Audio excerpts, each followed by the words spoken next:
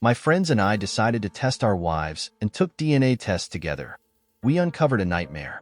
It started out as a joke. One of my friends, Marcus, had been going down a rabbit hole of ancestry research.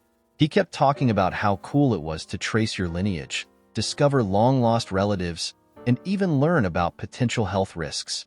One night, over a few beers, he suggested that we, our group of 4 close friends, should all take DNA tests together.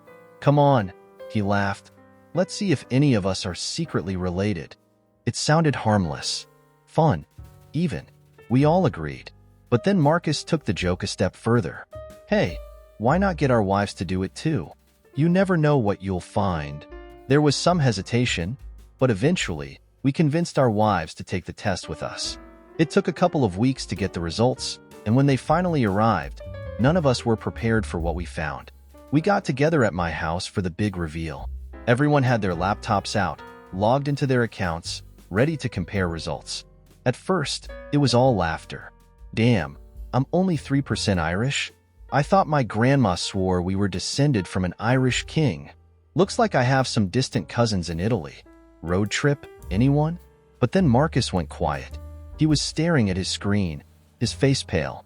What's wrong, man? I asked. He swallowed hard, looked up at his wife, Qley, and said, "It says here, I'm not the father of my son."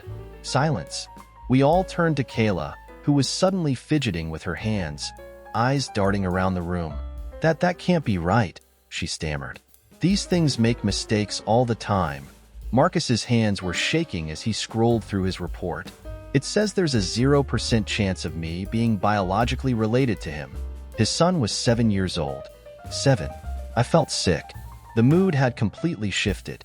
Qley was in full panic mode now, insisting there had to be an error. Marcus didn't say another word. He just stood up, grabbed his keys, and walked out. After Marcus left, nobody knew what to do. The air was thick with tension. We debated calling him, but ultimately, we decided to finish looking at our results before making any rash decisions. Then it was my turn. I clicked on my family matches. My heart was pounding, but I told myself everything was fine. I had no reason to be worried. And then I saw it. My daughter had no genetic connection to me. It felt like the floor had been ripped out from under me. My wife, Alicia, was sitting right next to me, her expression unreadable. "Alicia," I said, my voice barely a whisper, "is this a mistake?" She didn't answer. I turned to her, and that's when I saw it. The look of sheer terror in her eyes. That was all I needed to know. At this point, everyone was panicking. My other 2 friends, Jason and Eric, were desperately checking their own results.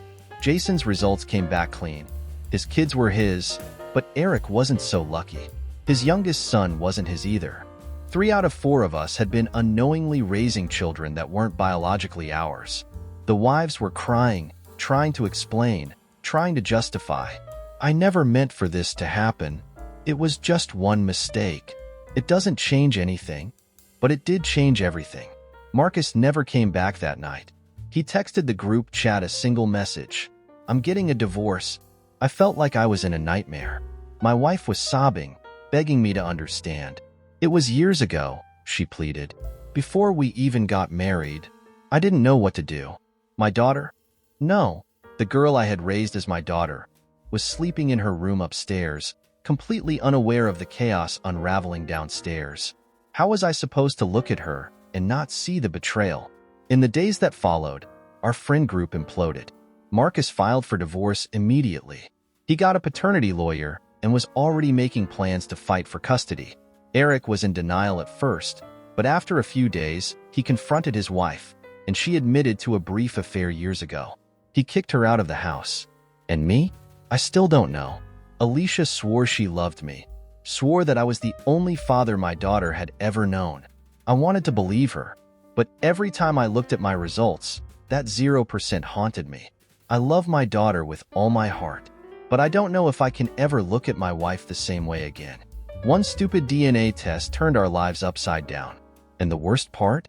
We were the ones who chose to take it.